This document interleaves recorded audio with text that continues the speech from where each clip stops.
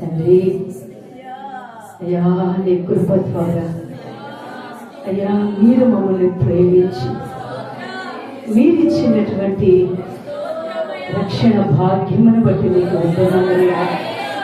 నా తండ్రి మీరు మనలో ఉన్నారు కనుకే నిత్యము సంతోషముతో స్వామి ఆనందించగలిగిన భాగ్యముతో నిండిన వారమై కృప చెప్పున తండ్రి మీ యాత్రలో కొనసాగుటకు ప్రభువా మీరు ఇచ్చిన ధన్యతను బట్టి మీకు వందనాలు. ఇంతవరకు మీ బిడ్డలమైన మేము ప్రభువా ఆత్మతో సత్యముతో నేను ఆరాధించి ఉండడం జరగబోయే కార్యక్రమం అంతటిలో ప్రభు పరిశుద్ధాత్మ దైవమా మీరు అధ్యక్షత వహించి ఆత్మ నడిపింపు ఇచ్చి మీ నామానికి మీరు మహిమ తెచ్చుకోవడం తండ్రి ప్రభువా నీకు స్తోత్రాలు చెల్లిస్తున్నాను. ఆమేన్ ఆమేన్.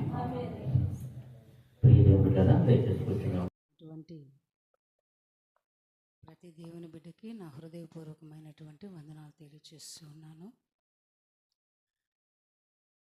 మరి వాక్యమును పంచుకోవాలని నిజంగా అయితే నేను రాలేదు, కానీ ఆరాధిస్తూ ఉన్నప్పుడు దైవ సేవకులు వాక్యాన్ని పంచుతూ ఉన్నప్పుడు పరిశుద్ధాత్మ దేవుడు కొన్ని విషయాలు నాకు జ్ఞాపకం చేయించి ఈ డిసెంబర్ మాసంలో దేవుడు నా పట్ల చేసినటువంటి గొప్ప కార్యాన్ని చెప్పాలని దేవుని ఆత్మ ప్రేరణ చేత నేను నిలబడ్డాను. అందుని బట్టి నా దేవునికి మహిమ కలుగును గాక. ఆమేన్. ఈ 2 వాక్యాలు చదువుకొని నా జీవితంలో దేవుడు చేసినటువంటి గొప్ప మేలును మరి చెప్పాలని ఆశపడుతూ ఉన్నాను. మరి పేతురుకు రాసినటువంటి మొదటి పత్రిక 1వ అధ్యాయం 8వ వచనం చదవండి. మీరు ఆయనను చూడకపోయినను ఆయనను ప్రేమించుచున్నారు, ఆయనను కన్నులారా చూడకయే విశ్వసించుచు మీ విశ్వాసమునకు ఫలమును అనగా ఆత్మరక్షణను పొందుచు చెప్పనశక్యము కాని మహిమాయుక్తమైన సంతోషము గలవారై ఆనందించుచున్నారు. ఆమేన్. చాలు. అదే రీతిగా లూకాసు సువార్త 2వ అధ్యాయం 14వ వచనం చదవండి. లూకాసు సువార్త 2వ అధ్యాయం 14వ వచనం. సర్వోన్నతమైన స్థలములలో దేవునికి మహిమయు ఆయనకి ఇష్టలైన మనుషులకు భూమి మీద సమాధానము కలుగునుగాక. ఆమేన్. హల్లెలూయా. ప్రియమైనటువంటి దేవుని సంగమా, గడిచినటువంటి 4 మాసముల క్రితం నుండి కూడా నా యొక్క జీవితంలో అలజడి, పెను తుఫాను, సుడిగాలి, ఎంతగా నేను పోరాడాను అంటే ఇంకా నేను ఈ భూమి మీద ఉండను. అన్నంతగా శ్రమల చేత, పోరాటముల చేత నా జీవితంలో సుడిగాలి పెను తుఫాను అంతరంగంలో మొదలైంది. అపవాది బహుగా శోధించాడు, బహుగా నలిపాడు. నేను దేవుని దగ్గర ప్రార్థనలో ఆయనకు మొరపెట్టడం, మనవి చేయడం ప్రారంభించా. దేవా, పిలిచినది నీవు నా సొత్తు అన్నావు. నా రక్తము చేత నిన్ను నేను కడిగాను, కొన్నాను అన్నావు. సేవకు పిలిచావు. మరి ఈ సేవా రంగంలో, ఈ పోరాటంలో ఎదురవుతున్నటువంటి ఈ శ్రమల వలన నా అంతరంగములో అసమాధానము, అలజడి, మనశ్శాంతి కోల్పోయి ఆ రీతిగా నేను ఎవ్వరికి తెలియకుండా ఆ 4 గోడల మధ్యలో చాలా కృంగిపోయానండి. అయితే ఒక దినము నేను దేవుడి సన్నిధిలో కన్నీరు కారుస్తున్నాను. ఎంతగా కన్నీరు కార్చానంటే రహస్యమందున్న చూచుచున్న నా తండ్రికి మాత్రమే తెలుసు. ఆమేన్, హల్లెలూయా. నా కన్నీటి ద్వారా నేను మోకరించినటువంటి ఆ మంచం మీద ఉన్న గుడ్డ కూడా తడిచిపోయి, ఎవరన్నా వస్తే గబగబా నా కళ్ళు తుడుచుకొని మామూలుగా కనపడేదాన్ని. కారణం ఏంటంటే నా దేవునికి మాత్రమే తెలియాలి. నా దేవుని దగ్గర నా హృదయాన్ని కుమ్మరించుకునేదాన్ని. అయితే మన దేవుడు చూచుచున్న దేవుడు. ఆమేన్, హల్లెలూయా. ఎంత కృంగిపోయిన వారినైనా లేవనెత్తగలిగినటువంటి సర్వశక్తి కలిగిన దేవుడు అండి ఆయన. నిజంగా చెప్తూ ఉన్నాను. అలా నేను ఈ పోరాటాలు, ఈ శ్రమలు 4 వైపులా అనేక రీతులుగా, అది ఏ రీతిగానే, ఏ కోణంలో కానీ, అది ఫైనాన్షియల్గా కానీ, లేదా నిందల ద్వారా, అవమానాల ద్వారా కానీ, ఏదో ఒక రీతిగా నేను శోధింపబడుచు ఉన్నప్పుడు, నేను గడిచినటువంటి కొన్ని దినాల క్రితం ప్రార్థన చేస్తూ ఉన్నానండి. తెల్లవారుజామున 3 గంటలప్పుడు నాకు మెలకు వచ్చింది. నేను ప్రభుతో అన్నాను, ప్రభువా, ఏంటి పోరాటాలు, ఏంటయ్యా ఈ శ్రమలు? నేను సేవలో పరిగెత్తాలి కదా ప్రభువా. నా మనస్సుకు సమాధానం కావాలి, నా అంతరంగంలో నెమ్మది కావాలి, నిన్ను గురించి ప్రకటించగలిగిన శక్తి నాకు కావాలి. ఎందుకంటే అపోస్తలుడైన పౌలు చెప్పిన రీతిగా, నన్ను బలపరచువాని యందే నేను సమస్తము చేయగలను. ఆ మాటను బట్టి నా దేవుడి దగ్గర నేను మొరపెడుతూ ఉన్నానండి. ఆ ఉదయకాలం నేను కళ్ళు మూసుకొని అలాగ మొరపెడుతూ ఉన్నప్పుడు, ప్రియమైన దేవుని బిడ్డ, నాకు కొన్ని అక్షరాలు కనిపిస్తూ ఉన్నాయి. నేను చదువుతూ ఉన్న దాన్ని. నాకు కనిపించినటువంటి ఆ అక్షరాలు ఏంటంటే, మీకు ఫలము కలుగును. ఆమేన్, హల్లెలూయా. మీకు ఫలము కలుగును, లభించును, లేదా కలుగును. చదివానండి. కానీ నేనున్న పోరాటంలో ఆ వాక్యం నాకు అసాధ్యంగా అనిపించింది. ఎందుకంటే బైబిల్ గ్రంథంలో మనం చూస్తాం, అనేక మంది భక్తులు ఇది అసాధ్యం అంటే ప్రభు వారి జీవితంలో ఇది సాధ్యం అని చూపించాడండి. అంత గొప్ప దేవుడు మన యేసయ్య. నేను కొంచెం సంతోషించాను. ఎందుకంటే నా దేవుడు నాతో మాట్లాడితే నాకు ఆనందం. ఎంతమంది ఎన్ని మాటలు మాట్లాడినా నా యేసయ్య నాతో మాట్లాడితే నాకు ఎంతో సంతోషం. ఆ మాట ఎప్పుడైతే నాకు కనిపించిందో, అక్షరాలు నేను చదివాను, నేను మోకరించి ప్రార్థన చేస్తూ ఉన్నప్పుడు దేవుడు నవనూతనమైన తైలాభిషేకముతో నింపాడండి. ఆమేన్, హల్లెలూయా. నేను అనుకుంటూ ఉన్నాను, నా ముందర అవన్నీ పెద్ద పెద్ద పర్వతాల్లో కనిపిస్తూ ఉన్నాయి సమస్యలు. మైండ్ అప్సెట్ అయిపోతూ ఉంది, మానసికంగా కృంగిపోతూ ఉన్నా, డిప్రెషన్లోకి వెళ్ళిపోతూ ఉన్నా. కానీ దేవుడు నన్ను విడిచిపెట్టలేదండి. పిలిచిన దేవుడు కదా ఆయన, నమ్మకమైన దేవుడు ఆయన. ఎటువంటి పరిస్థితుల్లో కూడా మనల్ని ఆయన విడిచిపెట్టాడు.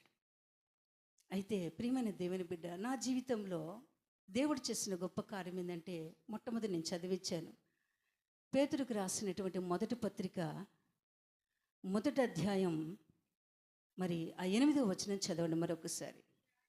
మీరు ఆయనను చూడకపోయినను ఆయనను ప్రేమించుచున్నారు. ఇప్పుడు ఆయనను కన్నులారా చూడకయే విశ్వసించుచు మీ విశ్వాసమునకు ఫలమును అనగా ఆత్మరక్షణను పొందుచు చెప్పనసఖ్యమును మహిమాయుక్తమైన సంతోషము గలవారై ఆనందించుచున్నారు. ఆమేన్, హల్లెలూయా. నేను ఏదైతే ఈ శ్రమల ద్వారా, శోధనల ద్వారా, పోరాటముల ద్వారా కోల్పోయానో, నా దేవుడు తిరిగి నన్ను నవనూతన పరిచాడండి. ఆమేన్, హల్లెలూయా. ఒక నిబ్బరమైనటువంటి బుద్ధిని కలుగు చేసి ధైర్యముతో నన్ను నింపాడు. ఏమని నింపాడు తెలుసా? నాకు తెలియకుండా, నా అనుమతి లేకుండా నీ జీవితంలో ఏమీ జరగదు, ఎందుకు నువ్వు భయపడుతున్నావు? ప్రియమైన దేవుని బిడ్డ, నా దేవుని మాట నన్ను ఆదరించింది. నేను పొందుకున్నటువంటి సంతోషం నిజంగా గత దినాలలో యవ్వన కాలమందు ఉన్నప్పుడు ఎంతగా నా ప్రభువునందు నేను ఆనందించేదాన్నో, ఎంతగా సంతోషించేదాన్నో, ఆ పరిశుద్ధాత్మ యందలి ఆనందము చేత నింపబడి నా దేవునితో నేను సహవాసం చేసేదానండి, మాట్లాడుకునేదాన్ని. అలాంటి అనుభవాన్ని నా ప్రభువైన యేసుక్రీస్తు తిరిగి నాకు దయచేశాడు. ఆమేన్, హల్లెలూయా. ఆనంద తైలముతో నా హృదయం నింపబడిందండి. నిజంగా ఇది నాకు క్రిస్మస్ మాసంలో నిజమైన ఆనందం. ఎందుకంటే ప్రియమైన దేవుని బిడ్డ, తాత్కాలికంగా మనము ఆనందించేటువంటి కొన్ని సంతోషాలు ఉంటాయి. ఉదాహరణ చూడండి, డెకరేషన్ చూడంగానే ఒక సంతోషం, అవునా? క్రొత్త బట్టలు కట్టుకోగానే ఒక సంతోషం.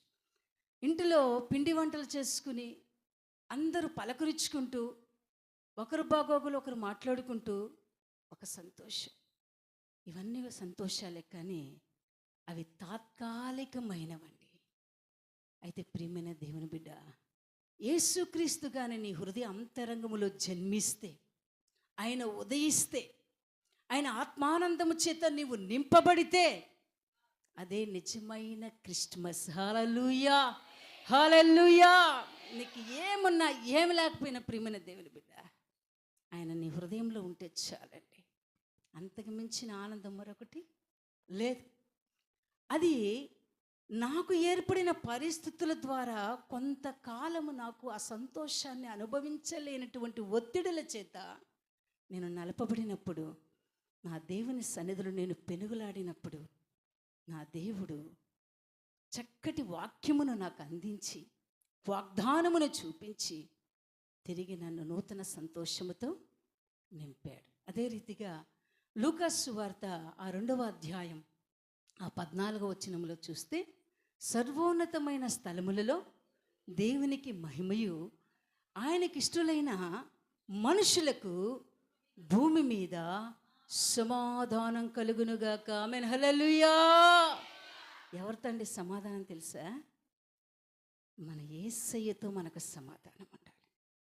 తండ్రి అయిన దేవునితో మనకు సమాధానం ఉండాలి. ఆయనకు నీకు మధ్య ఉన్న పాపపు గోడ తొలగించబడాలి.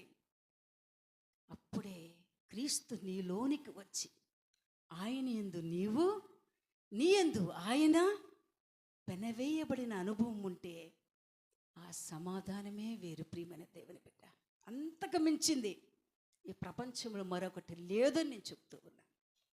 కనుక ఒకవేళ దేవుని బిడ్డలారా, అనేక కోణాల్లో సాతాను నిన్ను శోధించినప్పుడు దేవునికి ఒకవేళ దూరమై సంతోషాన్ని కోల్పోయావేమో, సమాధానమును కోల్పోయావేమో, ఈ రాత్రికాల వేళ పరిశుద్ధాత్మ దేవుడు మనందరితో మాట్లాడుతూ ఉన్నాడు. నీకు నిత్య సంతోషము కావాలా? నిత్య సమాధానం కావాలా? ఆయన సమాధానము నది వలె నీలో ప్రవహించాలా? ఆయన పిలుస్తున్నాడు. ప్రియమైన దేవుని బిడ్డ, అడుగు దేవుణ్ణి. నోరు తెరిచి అడుగు, ప్రభువా నీవు నాలోనికి రండి నాయనా, నా హృదయ అంతరంగంలో జన్మించండి ప్రభువా. ఎన్ని పోరాటాలు ఎదుర్కోవడానికైనా నేను సిద్ధపడాలి అంటే దానికి కారణభూతుడివి నీవే ప్రభువా. ప్రియమైన దేవుని బిడ్డ, నిజంగా అండి ఆ రోజు నుంచి అపవాది నా దగ్గరకు వచ్చి చాలా మాట్లాడాడండి. హృదయ అంతరంగంలో నుంచి నన్ను బహుభయంకరంగా శోధించాడు వాడు. నిజం చెప్తూ ఉన్నా, సమయం ఉన్నప్పుడు చెప్తానండి. కానీ నా ప్రక్కనే నా ప్రభు ఉన్నాడు.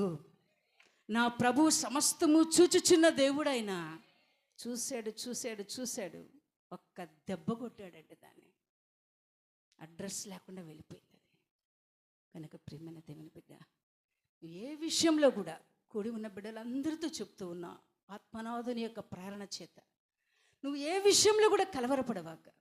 నేను పడిపోయానే, తిరిగి లేస్తానో లేదో, నేను చిక్కుకున్నానే పాపంలో, తిరిగి నేను ఆ పాపంలో నుంచి బయటకు వస్తానో రానో, అయ్యో నేను దేవునికి దూరం అయిపోయానే, అయ్యో ఈ పోరాటాల వల్ల మరి నేను సనగడం మొదలుపెట్టేనే అని అనుకుంటున్నావు. ప్రియమైన దేవుని బిడ్డ, పరిశుద్ధాత్మ దేవుడు సెలవిస్తూ ఉన్నాడు, నిన్ను మాత్రం యేసయ్య విడువనే విడవడు. అందుకే ఆయన పేరెంత తెలుసా? వెంబడించే బండ ఆయన. హల్లెలూయా, హల్లెలూయా. నా దీపము యేసయ్యా నీవు వెలిగించినావు, సుడిగాలిలోనైనా చెడివానలోనైనా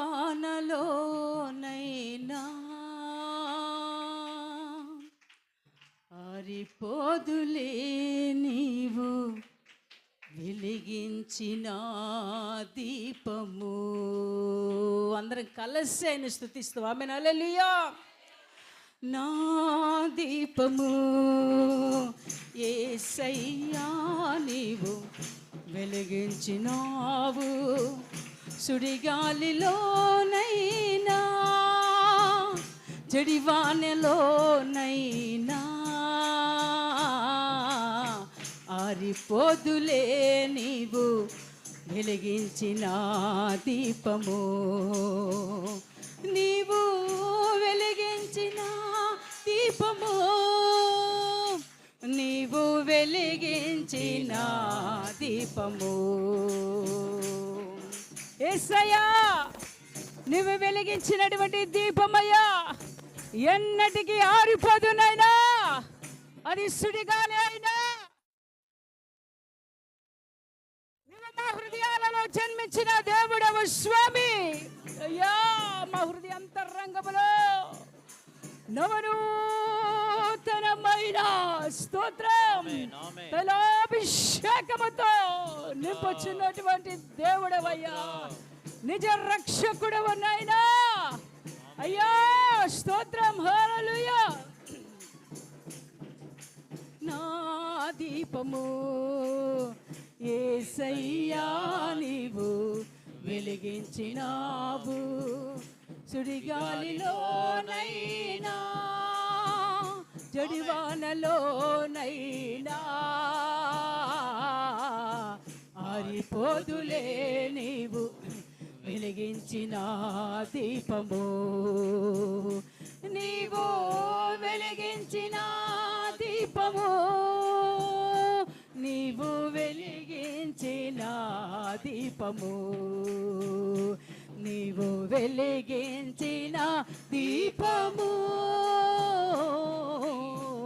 అవునయ్యా, నువ్వు వెలిగించిన దీపమయ్యా ఇది. యేసయ్యా అయ్యా, నీ శక్తి ప్రభా, నీ బలము స్వామి, మమ్మల్ని లేవనెత్తు ఉన్నది స్వామి.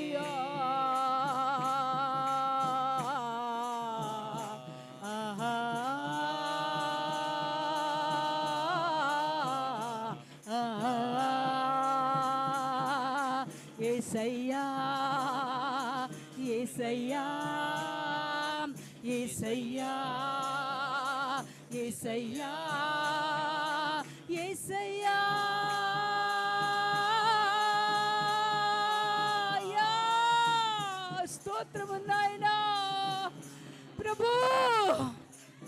మాకుంటే చాలయ్యా, నీవు మాకుంటే చాలు స్వామి.